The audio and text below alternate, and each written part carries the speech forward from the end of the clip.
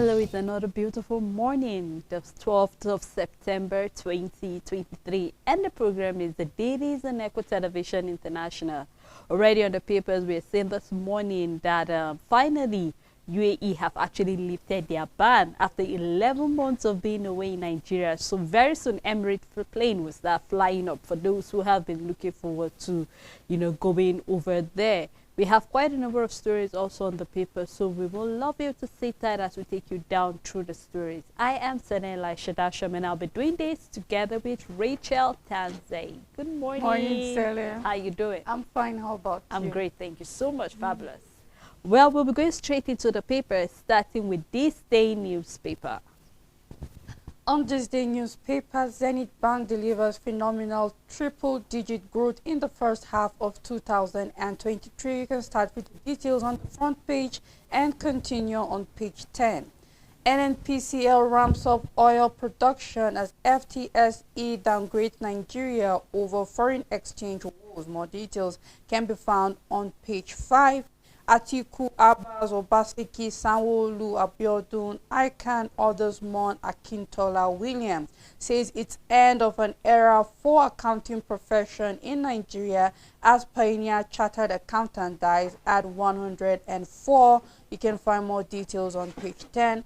The big story on the paper: after meeting with Tinubu, UAE lifts visa ban on Nigerians.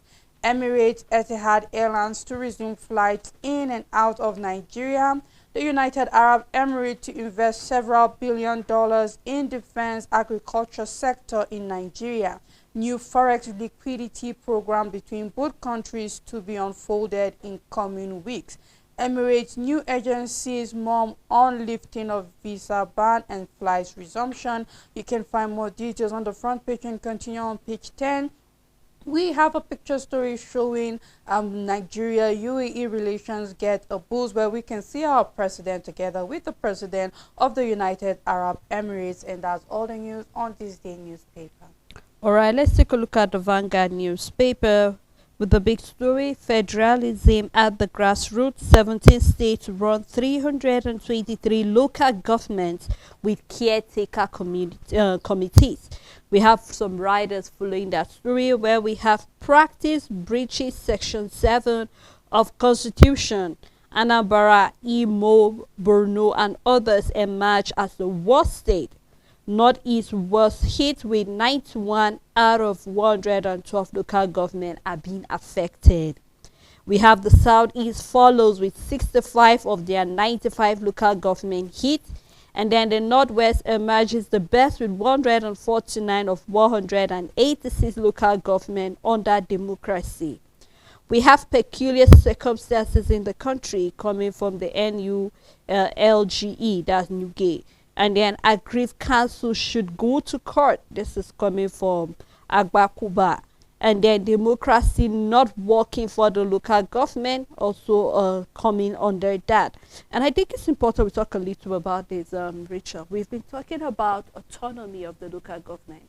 And then we've been seeing where, over the years, we've seen where governors have been interfering with the local government councils, where we see that chairmen cannot work on their own, councillors cannot work on their own.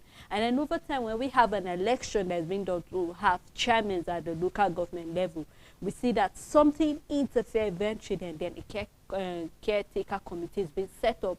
And then before you realize it, this caretaker committee run for a very long period of time, because interference over the years has been interfering with the local government. We've seen that it is now becoming very, very worrisome. No one that is making it on a paper federalism at the grassroots level. And we've seen that a lot of people that are coming out to say, we do not practice democracy. In fact, it has got to the point that other people feel that there is a coup in the local government areas because they're not being given the chance to operate. We see governors interfering. We see the House of Assembly not being autonomy, cannot stand on their own and say, let the local government operate on their own. So I think it's high time we see that democracy is being practiced to the latter. I keep saying, if we say that democracy is what we want to practice in this part of the country, then we should practice it to the minimum, or else let us look for what, maybe what works for us as an African country. Because we're seeing that The Northeast has been affected, the Southeast has been affected. In fact, I'm surprised that the only country or the only part that is not really affected is maybe the Northwest. They are trying their best to make sure that, about 140 something out of 180 something. So I think it's high time that let there be a meeting at the local government area. What is the problem? Why can't we have this chairman working on their own? Why do we keep having caretaker committee? Because I know this caretaker committee is only supposed to come up when there is a problem whatsoever, and then they're trying to rectify it. But they should not stay for a very long period of time. So we look forward to seeing more proactive measures, coming from our governors, making sure that let us allow this local government to actually operate on their own without interference coming from the state level. Everybody have their own, responsibility that's been given to them. So do not interfere. Where your boundary ends, that is where another starts. So let's look forward, and we look forward to seeing the fact that we have to put our hands together as Nigerians to make sure that every zone in the country is being given the autonomy that they need to operate on their own. Of course, let democracy works. We're just the one in Nigeria refusing to make use of it properly, the way it's supposed to be, for so many selfish reasons and many gains. We refuse to put the things in place that will warrant certain things to function without interference, without anybody coming in. Like when we talk about the local government autonomy, we will not stop emphasizing and hitting hard on the fact that there is a reason that the state governors are not allowing this to thrive, because each time it's being passed, even as it's being heard, like there is so much there's so much opposition concerning the local government autonomy, and then it hasn't come to stay. And then you find out that the local government is not growing. It's not growing, obviously, because the governor, the state government, have refused to allow it to thrive in the way that will warrant it to grow. And then this shows that, I keep saying it, that when we come to the local government, this is not something that should be left optional.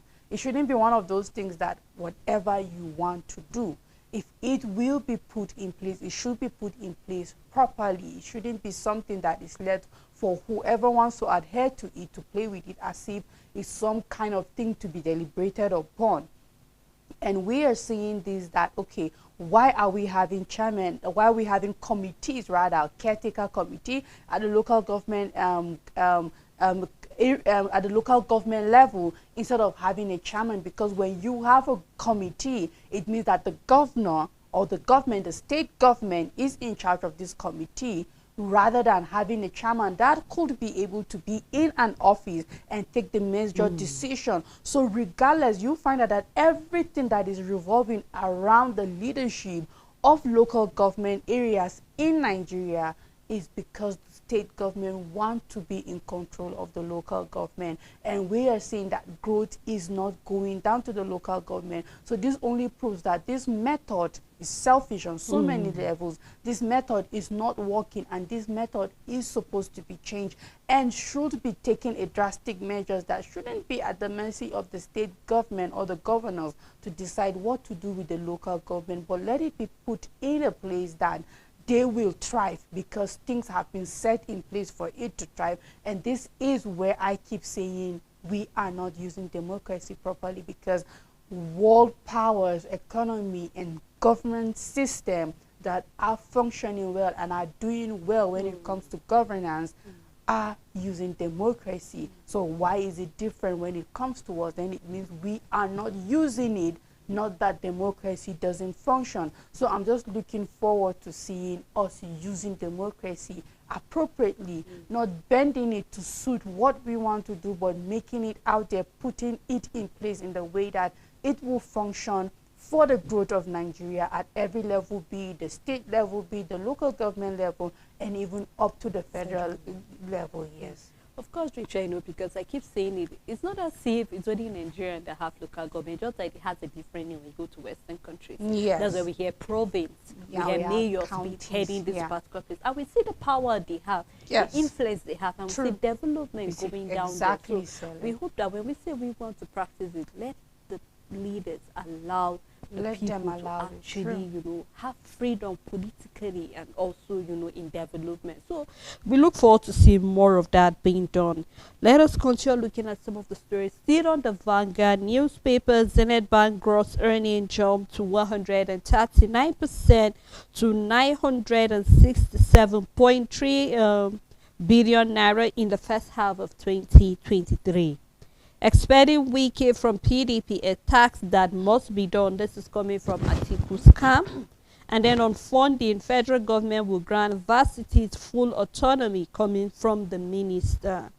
UBA Foundation launches 2023 National essay competition. We wish all the people that will be involved in that all the best. You can find that on page 8 of the Vanguard newspaper. Doye of accounting, Akitola Williams died at 104. This is really a sad one for the people in the accounting. You can do well to find more on page 7. We have a picture story where we see the UAE lift the visa ban on Nigeria, Emirates, Etern to resume flight operation. You can find that on page 9. Foreign rescues join Morocco quick race as death toll hit 2,862. Well, it was 1,000 and keeps going up. You can find more of what happened there on page 8 as well. Coming from the Presidential Committee, federal government won't introduce new taxes. You can find more in the paper. And on brain drain, we have some departments in teaching hospitals shutting down. Coming from the MDCAN, this is a rising alarm. Wow, this is really a sad one. We hope to find more of the solution to that, and then you can find more on page 13. And from Sport, NDD is sure Eagles will qualify for 2026 World Cup. You can find more of that. We have some few columns under the front page of the paper. You can do well to grab the Vanguard and read any of the story that is of interest to you. On Daily Independence, Zenith Bank records gross earnings of 967.3 billion naira in the first half of 2023. IGP raises committee to review firearms licensing and regulations. The big story, masses won't eat good policies, intentions, NASU tells Tinubu. The writer under the story asks federal government to resuscitate oil refineries and probe monies for repairs. You can start with the details on the front page and continue inside the paper. Tribunal declares Lalong winner of Plateau South senatorial election. You can find more details of this news on page 6. UAE lifts visa ban on Nigerian secure return of Emirates Airlines. UK opens visa center in Enugu. More details can be found on page 29. Federal government okays United Nigeria Airlines for UK, US, and 4 others international routes. More details of that story can be found on page 29. Abba Sanwo-Olu, Obiodun, Obase Kimon, Akintola Williams. NERC unveils app to resolve power outage compliance real time. You can start with the details on the front page and continue on page 28 at the downside of the paper. Federal government launches new mechanism to reach children yet to receive routine vaccine. More details can be found on page 6. And that's all the news on Daily Independent. On the Voice of Liberty, still coming from the Electric Committee, launches an app to monitor electricity tariff. You can find more of the story in the paper. FBI to release 2,500 documents on President Tinubu from October. And on alleged certificate forgery, Tribunal Sakanu NMPP reps declares APC the winner. UAE lift visa ban on Nigerian travelers after Tinubu's intervention. We can have more of the story on the front page of the paper. We have seen the picture story showing the president of Nigeria together with the ambassador over there finalizing the agreement where we can open the immediate opening of the the visa ban that was being set on the country. Ulam denies media report of $68 billion Nigerian forex fraud as shares tumbled. You can find more of that in the paper. Still on the presidential election tribunal verdict, fate of Nigerians hang. sorry, I take that again. Fate of Nigerians hang in the balance, coming from Catholic bishops. Lament worsening insecurity, ailing economy. Call Navy segment in Rivers to order. Northern stakeholders are asking Tinubu to do that. And DG Namesa in solidarity as Oshun community honors Governor Oyetola. His appointment was unique and timely, coming from Jimo. You can find more of any other story that is of interest to you in the paper. On First News, IGP Obotekun sets up gun licensing and regulation committee. Another boat tragedy hit Adamawa as 11 died 48 hours after 8 persons drowned in Rigungun Yola South local government area. Victims mostly women, children returning from farms and naming ceremony. You can find more details inside the paper. US approves updated COVID-19 vaccines. UAE lifts visa ban on Nigerians after Tinubu's intervention, resumes flight operation. Tinubu has confidence in me to manage FCT, says Wike. Nigeria's first chartered accountant, Akintola Williams, dies at 104. Tribunal sacks 3 Labour Party House of Rep members in Abia. We have Tribunal sacks Jerry Gana's son from House of Reps. Nigerians won't eat good policies, NASU tells Tinubu. You and your wife not above the law, Ogun Governor Blas Benga Daniel. Nigeria military deploys forces as Benin News border against ECOWAS invasion. And at the downside, NSCDC naps pastor over 1.6 million naira visa scam. And that's all the news on First News newspaper.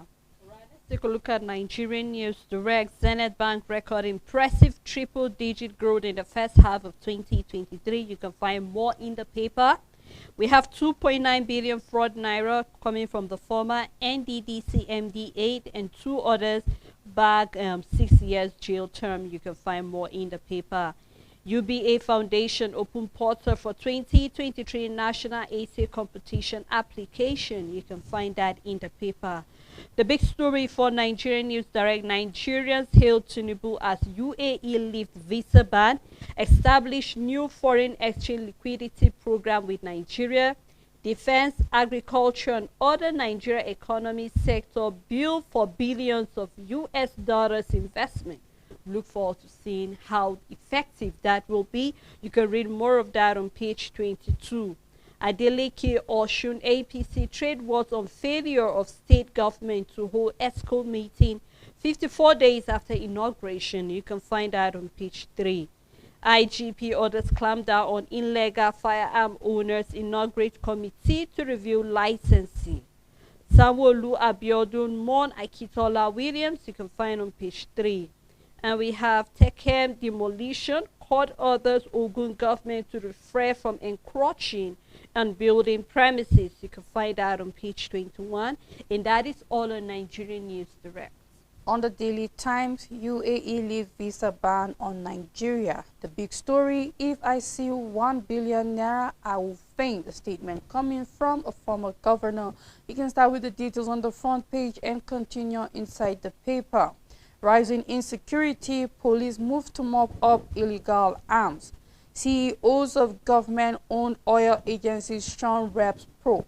Pension fund assets up 307 billion naira to hit 17.01 trillion naira in July. You can find more details on page 5. Navy warns of fake 2023/2024 recruitment exercise. You can find more details on page 19 to avoid falling into the hands of scammers. At the downside of the paper, court orders Ogun government to stay off Dakem Plaza for now. You can find more details on page 11, and that's all the news on the Daily Times. A New Telegraph newspaper on cashless e-payment gained traction, hit 54.36 trillion naira in August. You can start reading it on the front page and continue on page 3. Still on the first half of 2023, Zenith Bank EPS rises to 161.7% year on year. You can find that on page 25. Also, we have coming on the PEPT judgment, Abuja indigents set to demand for governor. 3 senators, reps, and a state assembly to approach the court over verdict which confers state status of the FCT, and then we have SARS back the suit. You can find more on page 2. You remember, Rachel, part of the argument in the court where I think the PDP and also the Labour Party presented the 25% that is supposed to come from the FCT. I know that the FCT is not a state, but from the interpretation that the court gave concerning the 25%, they said that the FCT is just like any other state, and then it's not like the indigenes are actually special. Now we're saying that the indigenes have retaliated, and they are saying if they are not a special state, they should be given a governor. And then we know that ideally every state have 3 senators, but the FCT have 2. So right now they're saying they need 3 senators, they need a governor, they need a House of Assembly, and they also need reps. Need a representative of the reps over there. So we could see that one part of the law is actually bringing a contradiction in another part, and then we're seeing that even senior advocates are actually backing them up on that. And I think that is why I kept emphasizing during the tribunal, I said, Nigerians need a proper interpretation of the law, because sometimes it seems like the English are too big for Nigerians to digest. The English. They come, of course, to some extent, Richard, because when the law is saying that 25%, including the FCT, and then the court is giving a different interpretation to what that means, making it look like the FCT is just a state on its own, and we know that the FCT do not have a governor, they do not have 3 senators, they do not have House of Assembly. So now the English are saying they need that, if that is what the court is saying. So that is we're saying that why we're saying that the APC and the Labour, or the PDP, sorry, the PDP and the Labour are saying they're going to Supreme Court. Right now, indigenes of Abuja say let us also go to court, since we are no longer special. So you see, sometimes we really need to be very plain and transparent in things that we're doing. So right now we can't say much. Our fingers are crossed. So we just hope to see how this whole thing will unfold at the end of the day. When you have a law that says including, then it plays value and importance, and there's kind of an emphasis on it. I don't think there is need for interpretation. We've had these laws for years there. I think all I see is just a play of word. I'm just seeing a word salad coming from the tribe. Yes, exactly. That's just what I'm seeing. When you're an intelligent person, you've been in the law for years, and you definitely know your way around it, and you know that you can fine-tune certain things to sound in a certain way and say this and say that, because that's just how I see it playing out, and not necessarily that there need to be another. We could just have a law that says you must have 25% of votes from 12 states and leave it there. And it's that simple and direct. But now you say you must have 25% from 11 states, for example, including the FCT. And we know the FCT, by how our system is being constructed, is not a state. So automatically there is a reason why the FCT must be included, or is included, despite knowing the fact that its structure is not that of a state. So all I see is our judiciary playing with the law, playing with words, fine-tuning, twisting it, and just making it to suit the situation, because law allows things like that to happen. But we'll see how things unfold, and the residents of the SCT are asking for governors. Yes, if you say that, then it means they should have that, but then if they are special, then it should be treated in a way. But we'll definitely wait and see what will come out of this. Of course, of course. Well, you can continue to read that argument on page 2 of the New Telegraph newspaper. Still on the New Telegraph, NYSC will be 221 firms for financial bid opening. You can find that on page 7. We have on safety oversight, Nigerian fails the ICAO audit. NCAA score 70%, and then the NSIB 89%. More can be found in the paper. Also, we've seen UAE lift visa ban on Nigerians, resume flight operation after Tinubu's meeting.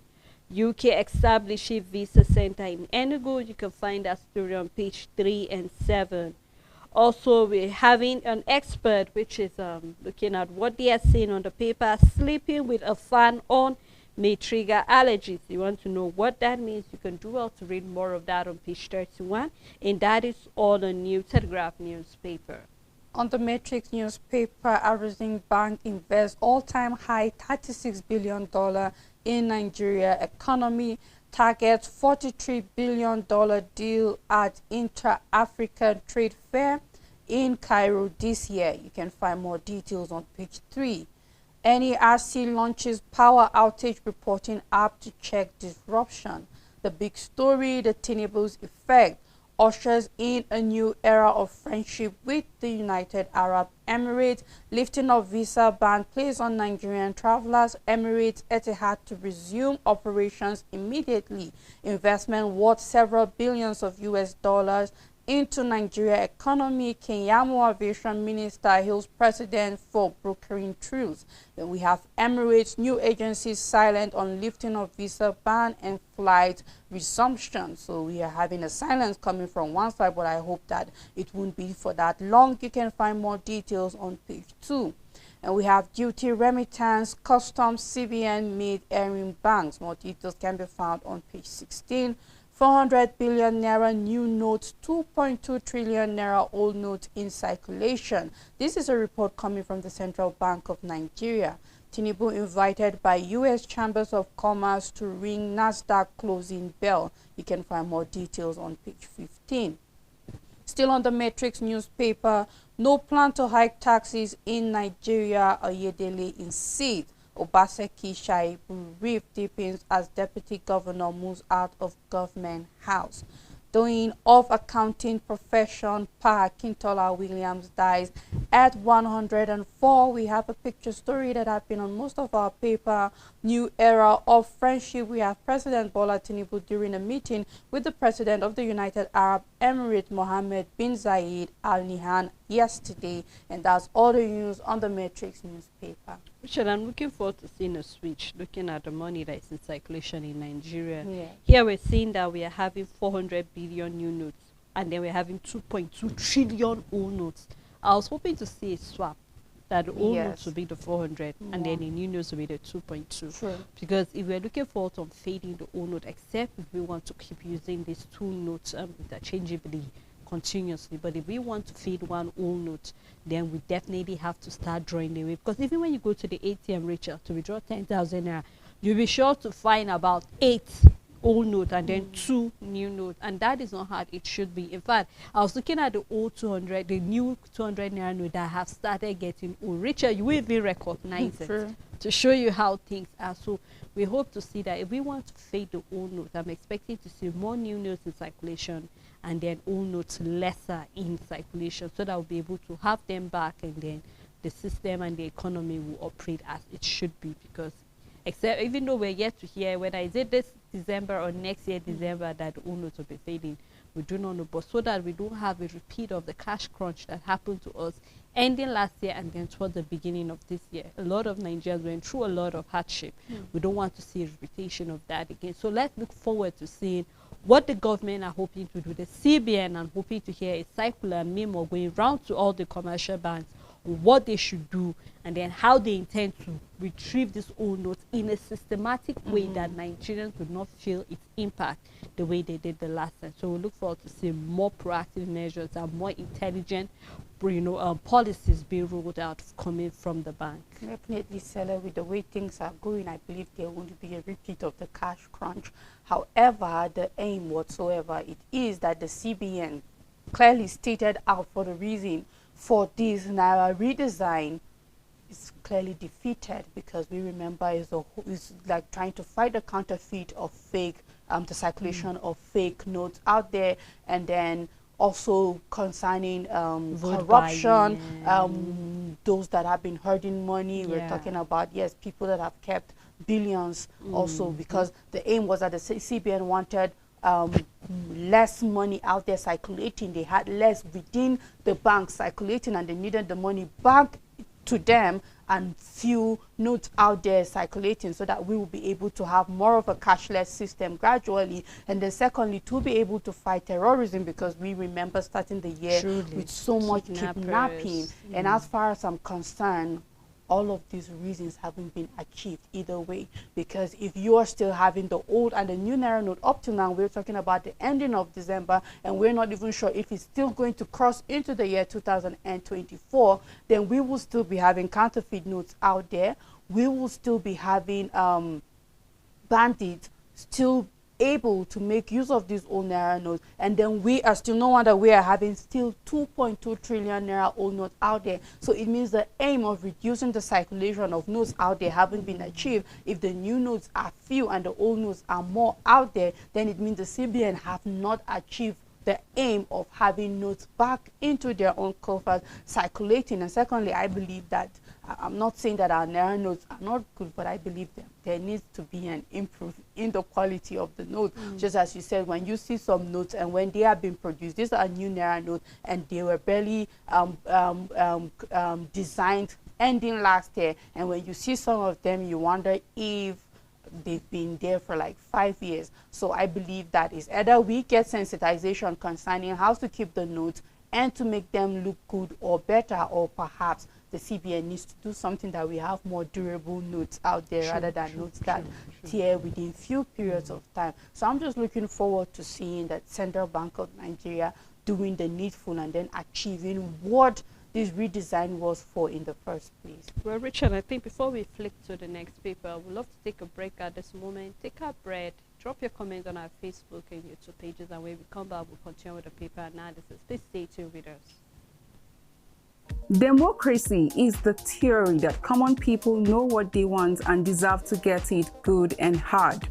Join me every Friday, 7 p.m. on National Talk for analysis as well as in-depth perspective on issues as they unfold in and around Nigeria, as well as an opportunity to add your voice.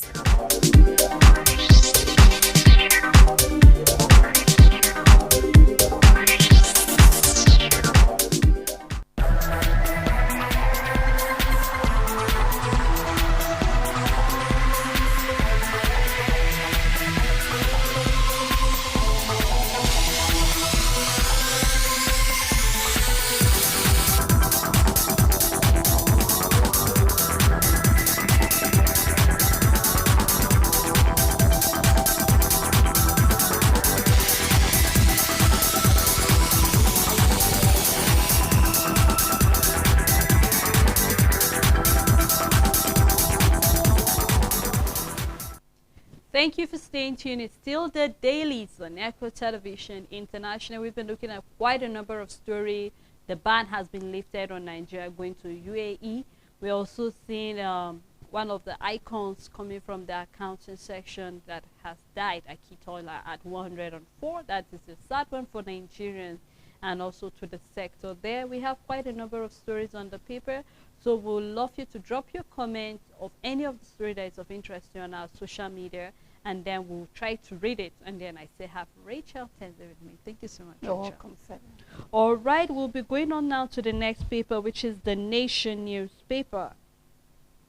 The big story on the Nation: we have mixed fortune for APC, PDP, Labour at Tribunal, where we have quite a number of riders on that, along with the senatorial seat. Labour Party rep sack in Abia, and then we also have Plateau government triumph. Gayi falls to Upton and NPP victory, and then we also have quite a number of riders on there. You can do well to read more detail of that story inside the paper. Federal varsities to get full financial autonomy, education to take budget 25%. You can find more of that on page 5. Edo relocate Shaibu's office outside the government house. You can find on page 5. And then we have row between Ogun government, Daniel over the plaza deepens. More of that can be found on page 6. Also, we have palliative Borno Sokoto give out 140 vehicles and others. More can be found on page 3. 11 fear killed in Plateau State. That can be found on page 27. Devastating storm kills 150 in Libya. That's on international level. You can find more detail of any of the story that is of interest to you inside the paper. On Nigerian Tribune, UAE lifts visa ban on Nigerians after Tinubu's intervention. Emirates, Etihad Airlines to resume flight. Emirate government silent on agreement. You can find more details on page 4. Federal government to increase education funding by 25%. A statement coming from the minister targets 4 years to end out-of-school children syndrome. More details can be found on page 17, and we'll be keeping our eyes open to seeing how that plays out. Federal government orders pro-persecution of killers of FUOYE female student. Court orders Ogun government to maintain status quo on Daniel's property. Demolition not politically motivated. A statement coming from Abiodun. You can find more details on page 4. Zenith Bank defies odds with triple-digit surge in the first half of 2023. UBA Foundation launches 2023 National Essay Competition. Obasanjo, Atiku, Sanwo-Olu, Abiodun, others mourn as Akintola Williams dies at 104. More details can be found on page 3, and that's all the news on Nigerian Tribune. Richard, I just wish we could just rush through this big story, but I think it's a story that we need to sit and talk about it properly. Talking about a 25% right now increase in the issue of education funding, and then we're having a target 4 years to end out of school children syndrome. So we're looking at by 2027 or so, we should be having the number of out of school children reduced. And I think the last time it was about 133 million or so out of school, children that are out of school, especially in the northwest and also in the northeast, because that is where I'm quite talking about insecurity. But we're surprised, Rachel, to know that even in the south we're having a number of students that are children that are out of school. And then I'm happy with this money. My concern right now is not the increase of allocation given to the educational sector, but how that money will be utilized, and we'll see its effect in making sure that the right things are done. Believe you me that the aim will be defeated if we do not handle insecurity in these various zones that have affected education. Because when you go down the north, you will agree with me that insecurity has been the reason why children are out of school. There are some very government schools that have been shut down for quite a number of years. What are we doing to make sure that students are safe to go back? Are we going to talk about the Chibok girls? Are we going to talk about the Dapchi girls? Are we going to talk about quite a number of schools going to Kaduna, the Better Boys, quite a number, the Greenfield students that were being kidnapped in university? So no level of education has been left out, starting from down the basic education up to tertiary institution. These children have been kidnapped, and a lot of parents are concerned, and that is why we have kids that are not in school anymore. So when we are able to handle insecurity, we are done with one part. I mean, a large extent, I believe that we've dealt with some of the problems that are handling that. And then even looking at the curriculum, let's make sure that the students are being well taken care of. It's not about making sure that they're in school, but what are they being taught over there in the school? We have students that come out of the school, and then, believe you me, there's nothing they can contribute. And that we keep seeing our government giving people contract outside the country instead of empowering Nigerians inside. Why? Because it's being believed that Nigerians do not have what it takes. So of what extent is it you go to the university and study petrochemical engineering, and then you cannot do anything with that certificate? So quite to an extent, when you give an allocation hoping to see that strike is no longer a concern to us, because it's not only in the tertiary institution, even in the government schools here, teachers go on strike, so students are not in school. You see maybe primary school, secondary school, why are you not in school? Our teachers are on strike. So something needs to be done about the welfare, even of talking about our teachers, whether it's the lecturers, they are all teachers. So I believe that something should be done. So when we see that we are increasing the allocation, the money being given to this sector, we'll see something being done, and then, I mean, the president and the minister can beat their chest and say, yes, we're seeing its effect. We saw in the paper brain drain. There are 30 sectors right now, or they are being shut down in the teaching hospitals because there's nobody to head it. So where are we heading as a country? Everything still boils down to the educational sector to a large extent. If you are going to talk about agriculture, something needs to be done. Even in the school, we have people that are studying agric in school. So when you don't give them, well, how would they empower? How would they be able to give back to the community? So I just believe that it's not about, yes, this money has been increased, but then let us see that money being used, and then its effect, let us feel it eventually. Of course, I mean, if the minister is talking about 25% 25% increase in the funding, then I believe he is not targeting the budget coming from the federal government or the allocation coming from the federal government, because in a lot of ways, these are kind of fixed budget and allocation coming to us. A lot of times we see the budget of the country increasing. It's just as a result of every other thing increasing. It's inflation affecting it. Give or take, is still the same percentage of money, or rather the effect of what that budget can do is being that can be felt in the end of the day, even if our budget increases by 50% or 20%. That is when it comes to monetary value allocation to these ministries. However, I am excited seeing that the minister is thinking about a 25% funding. Now, by funding, this means that it has to do with non-governmental funding to the country, to education, because it means this minister is willing to go out to find funds that will be able to add 25% to education in the country. And then if you are going to talk about the out of school children syndrome, if you're going to reduce, the truth is our system might not be able, will not be able to achieve that much. So I'm looking forward to where the ministry, with their resources, with their influence, with their power, will be able to attract people, organizations, countries that are willing to be able to come up and set up things in place that will be able to warrant that we are having out of school children reduced. Because like you talked about insecurity now, in as much as those regions, for example, at this period of time are still affected with insecurity, one way the government can step in is that they are already internally displaced people. There are already children that are no longer in their state, but in another place. Now it's time for the government to step in and say, what do we do about these displaced children and their education? They might not be able to go back to where they came from to school. However, where they are now, they should be able to go to school. And these are some of the major steps that I'm looking forward to seeing. These are the plans that the ministry should be able to roll out if you truly are ready to reduce this out of school children syndrome. Because for insecurity, it is a gradual process. However, these children's education shouldn't be a gradual process. It should be fast, because they're aging, they're growing. Whether we like it or not, leaving them out there, they will become a menace to the society and then the community, and they are more in the position to find themselves in the life of crime. So I'm just waiting to see specifically what the minister plans to do concerning this 25% funding, exactly and precisely how he plans on going to also reduce this out of school syndrome. Don't just say it, okay? Give a blueprint, give a plan that is workable, that Nigerians can keep an eye on it, and then see things unfold gradually. Well, I'm happy they said 4 years. So, Yes. Rachel, we'll start counting from We now will to see start what counting. happened.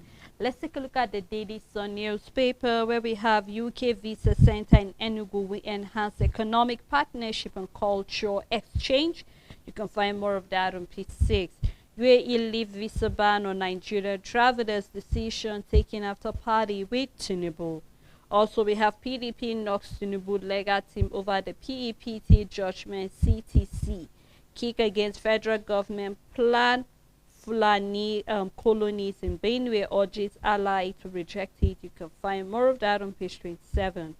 Federal government freed 4.2 billion SEC gas, lost $22.9 billion between 2012 and 2021, says the NOSDRA.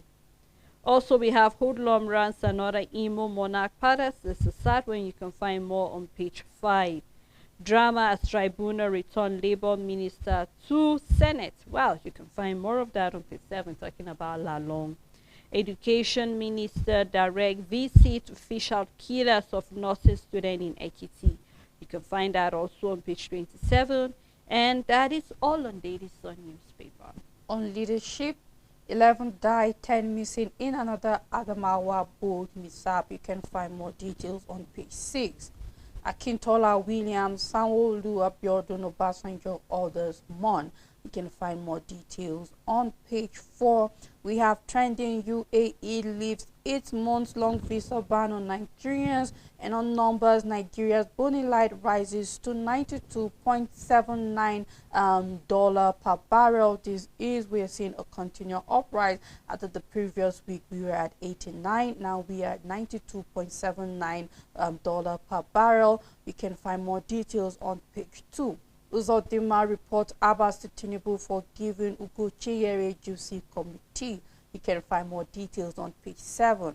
The big story on the paper: Nigeria UAE deal, experts predict rise in foreign investment and revenue boost. Express hope of reduced airfares as Emirates Etihad return to Nigerian airspace.